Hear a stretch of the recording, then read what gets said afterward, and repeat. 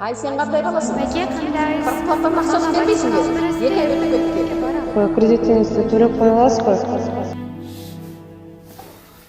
О, досым, кел ей. Не мұңда, не қапалысың аншалық? Жақсылау бары? Досым, апам больницаға жатып қалды.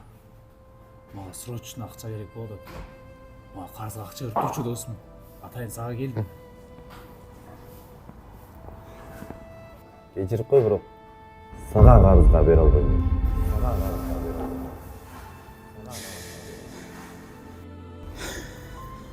Досым, Ол ақшаны ал дағы, барып аяшып алайық тұр.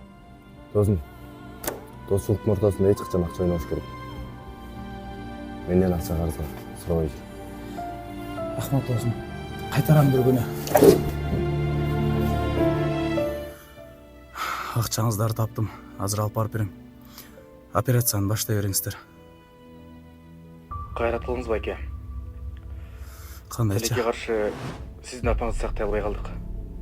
Қолымыздан келшінше бардық әрекетте қалдық. Алло байке. Алло.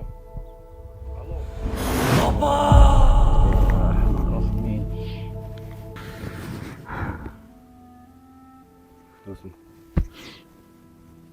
көп қайғыра бербе. Көп қайғырсаң да Айша апаға ауыр болып қалады. Бұл жаш өзі 3 күндік кен да. Кече бүгін ертең деген.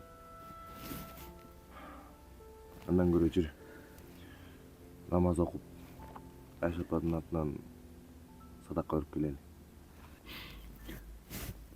Тура айтасың. Кеттік.